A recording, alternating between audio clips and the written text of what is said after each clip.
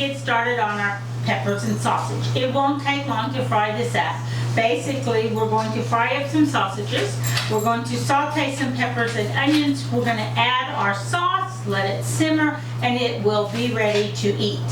So, my sausage that I have here are fresh sausages. I got them out of the butcher's cabinet at the grocery store. This is a sweet Italian sausage, and this is a hot Italian sausage. And I usually calculate half a sausage per person when I'm doing this recipe, but you can add or take away. And you can put whatever sausage you want in here. I just like to do a half and half. And it is Italian. So on this one, I'm going to show you how we did this. I've got my mozzarella cheese at the end. I take it, and we're going to cut this with our serrated knife through. And then I'm going to take my skin and unroll it right off of there. Take the skin straight off.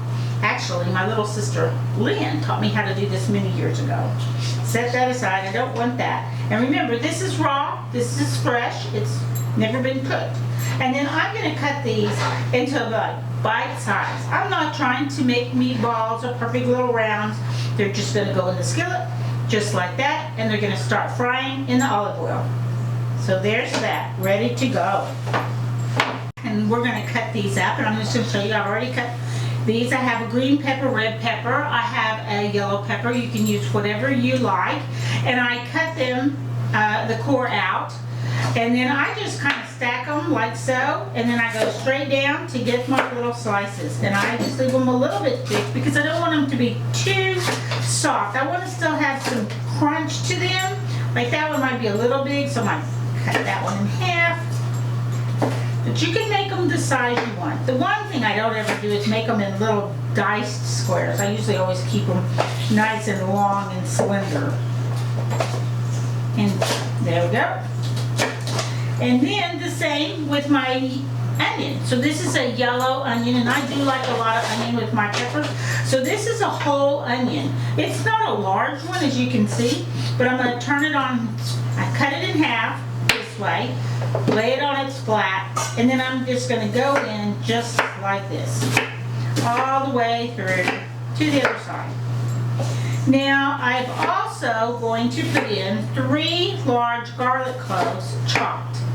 And I've already chopped it. I just chopped it a little while ago. Now, one thing we never talk about when we talk about garlic is why do we press it and why do we chop it? Well, when you press it, it gives it a much sharper taste. When you chop it, it makes a softer taste. And one thing about garlic too, as well as I think onion, I feel that way about onion too, is that you need to cook it within at least an hour once you chop it. If you chop it, it will lose its garlic flavor. It'll start dissipating pretty quickly. So you chop it all up and you put it in there and you think, oh my gosh, I need more. So that's one reason I don't recommend buying the pre-chopped, pre-cooked, or pre-prepped garlic.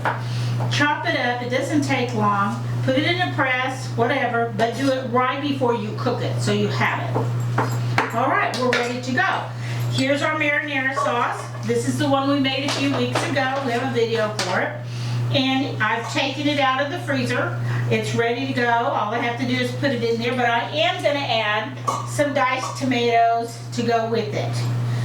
When we get to that point, I have a little bit of mozzarella, so at the very end, if you want some, you can put some mozzarella on the top. All right. I think these are browning up. We need to add our peppers and our onions, saute it all up.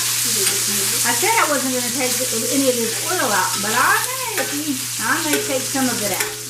It looks like those sausages fried up a lot more than I thought they would. Saute these for a few minutes.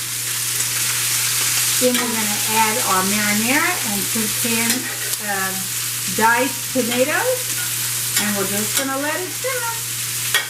We're going to let this go for a few minutes. I think I might add just a tad of salt. I'm sure the sausages are very salty.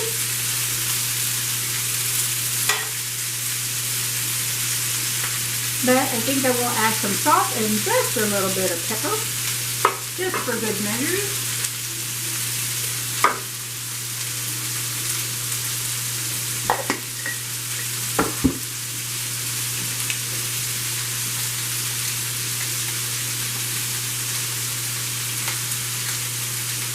Oh, it smells so good. That Italian sausage and garlic and wow, that just smells so good. And those sausages are just about cooked all the way through. I'm not seeing any pink in them.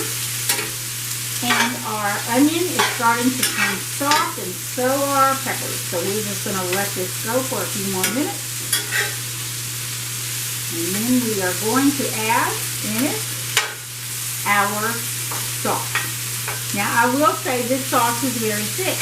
So I may end up diluting it down a little bit because I do want it thin. This is not going to be a thick sauce like we had on the meatballs. This is going to be a thin, gravy-like sauce.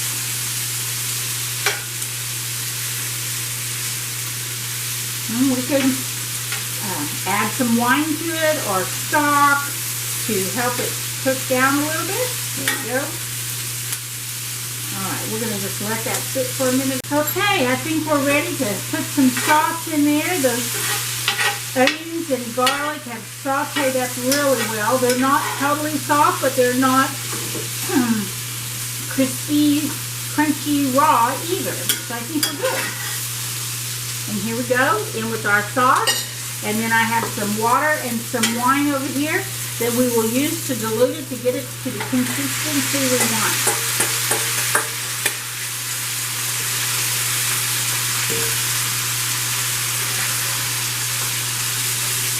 Now look how easy that was. Oh my gosh.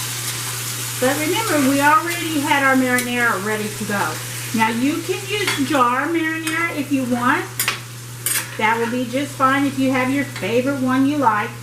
I just would not put anything sweet in here, but if you watch the sugar content on your jar, I would go with a more mellow one.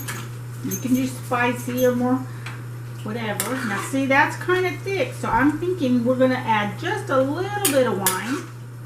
Then we're going to let this simmer for a little, not long, because see that if I pick this up, you can see my peppers already starting to bend. And so we want them kind of bendy. So this is a half water, half wine mixture. There we go. I'm going to put it in there. And then we're going to bring this to a good simmer. Oh yeah, there we go. See how that's more like gravy than it is the chunky marinara? That's what we want. Of course, it's going to reduce and it's going to get a little bit thicker. So, yeah. All right. Well, our skillet is out of the oven with our focaccia on it, and it has just poofed up nicely. It's nice and golden brown. You can touch it in the center, it bounces back. I think it's done. Rosemary is gorgeous. So now what we're going to do is we're going to take it out of the skillet so that it won't get too soggy. So this is how I do it.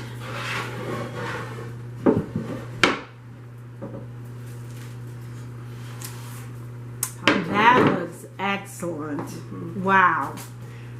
I'm going to touch this hot skillet. Look at that. Wow, that looks really good. You can see the olive oil in there from the top. It's wonderful. And you just cut it in like a pie and serve it up. That is beautiful. You could cut it in squares for sandwiches, though, yeah, couldn't you? You could, yes. Oh, in the mornings it's really good with a little salami on it or something for your breakfast. Wonderful. Well, I can't wait to have it with our sausages. Okay. There you go.